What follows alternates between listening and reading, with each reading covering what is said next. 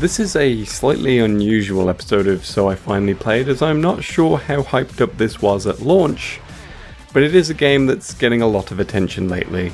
After Kazuya Mishima got announced as the latest DLC character for Smash Bros., it's gotten a lot of people talking and thinking about Tekken. This has been a contributing factor to a boost in sales for Tekken 7, which is seemingly undergoing a renaissance as a result. And yes, I'm one of those people. I saw the game prior to launch and considered trying it out at EGX when we still had conventions. I was also aware of various DLC announcements which filtered their way through my social media feeds, but despite past interest in the franchise, I've never picked up Tekken 7. It was always a maybe for some reason.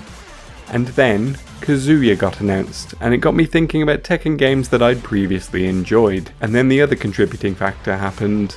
The Steam summer sale saw the game's price plummet to a crisp $5, and well, how could I say no? And so, after a long time, I have finally played Tekken 7.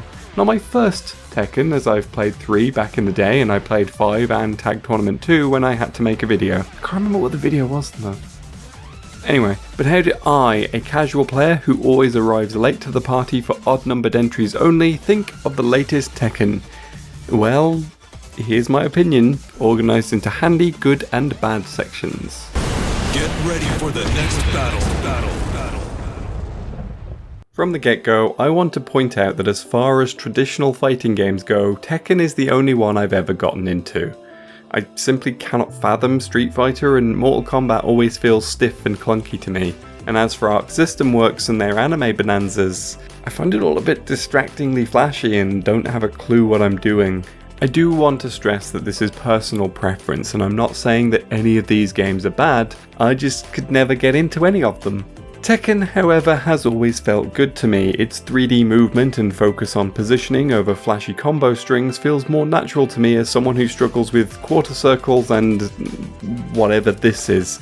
And Tekken 7 is the most enjoyable one yet. It feels a lot smoother than what I'm used to in previous games, and the wide range of moves now available now make characters I've played feel generally pretty fun.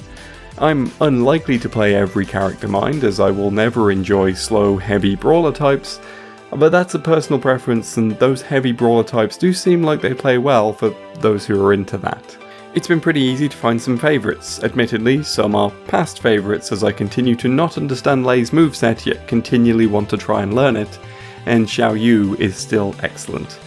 But now there's Lucky Chloe, who's basically Eddie Gordo for trolls and weebs. And I've also really clicked with Kunimitsu, who has kind of become my new main. Her agility and evasive options are useful, and who doesn't want to play as a cool ninja? There are also a bunch of other characters I want to try and learn, whether it's Lee, Shaheen or Asuka, for example, but I haven't delved too deep into those characters just yet. There are so many characters that it's impossible to not find someone you click with, and that's excellent, and it's just a lot of fun. I enjoy kicking around in the treasure battles, and I also, surprisingly, enjoy hopping into online ranked matches, which have had some fun moments. This normally never happens, and is a testament to how enjoyable the mechanics are. It also looks great too.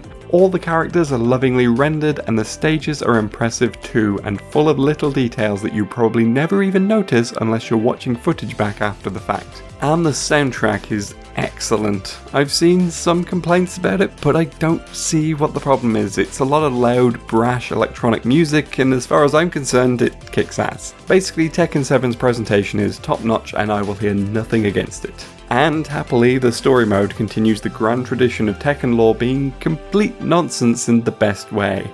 It focuses on the relationship between eternally angry old man Heihachi and his equally angry son Kazuya, and along the way it just devolves into a bunch of silliness. Elisa and Lee have a fight simply because Elisa's memory is balked and she doesn't recognise him. Lars pulls a goddamn gun out in one of his fights. And at the core of it all, a journalist tracking down the complex interactions within the Mishima family and the devil gene behind much of the tragedies the Tekken world has been experiencing. And this mostly involves Heihachi and Kazuya constantly trying to find ways to kill each other, with Heihachi trying to expose his son's devil powers to the world and then blasting him with a space laser. A space laser that Kazuya then shoots from out of the sky with his own demon laser, potentially killing thousands as it crashes down to Earth. and the whole thing culminates in a decision for them to have a fight to the death at a specially chosen venue, and that venue is a volcano, because of course it is.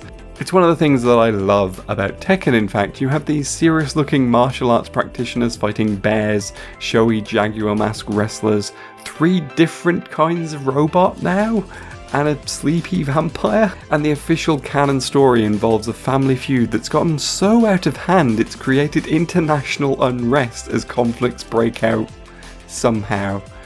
It's ludicrous anime nonsense, and I am here for it. Get ready for the next battle. It's me, I'm the bad. I'm bad.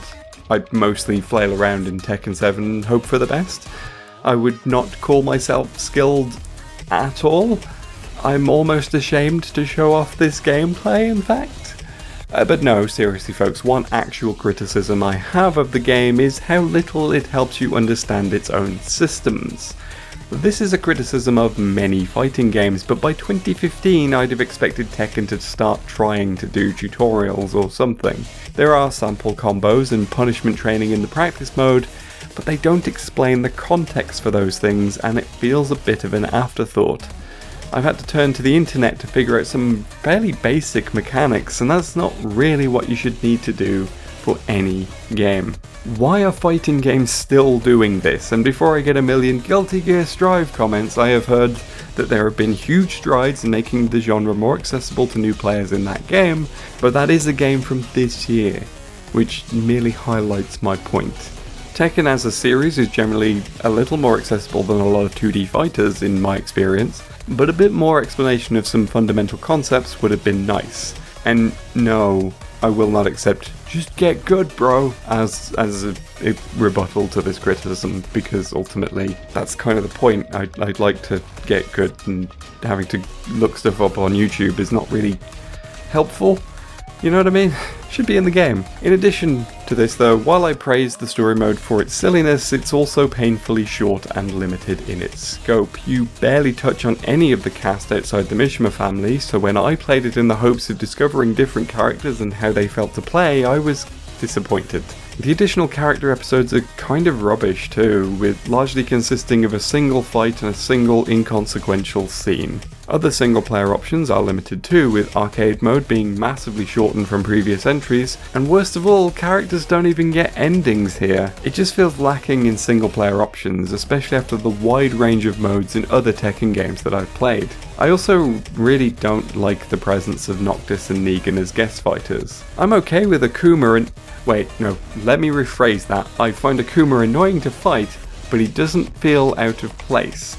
And Geese from Fatal Fury feels so much like a Tekken character in his presentation that his inclusion is also fine. But pretty boy Final Fantasy protagonist and literally Jeffrey Dean Morgan with a baseball bat just don't fit. I know guest characters are usually a bit odd at the best of times, but when Mortal Kombat adds a movie serial killer, it doesn't clash that much with the game's gory aesthetic, and Soul Calibur's various sword-wielding guests don't feel that out of place aside from maybe the Star Wars cast, I guess. But in Tekken, these two just feel weird, and I'm not really a fan of their inclusion. Get ready for the next battle.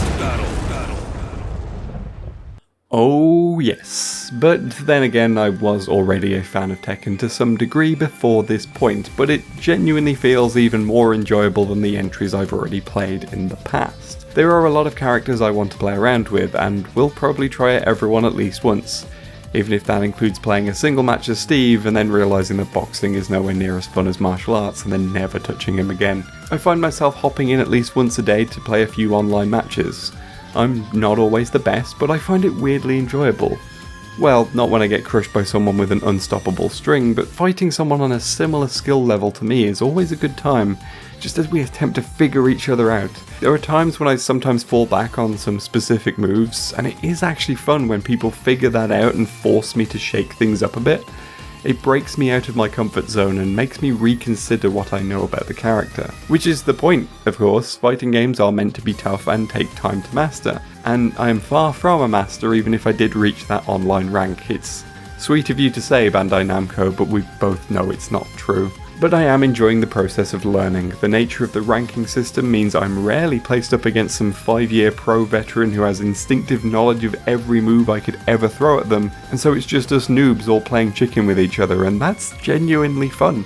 But it's a genuinely enjoyable experience, and I wish I'd chosen to jump in sooner because this game is a lot of fun, and it's teaching me to persevere and adapt in ways that I struggle to do with other fighting games where everything's a quarter circle input that I always fail to do consistently. I do wish there were more mode options, however, since it can get a little repetitive.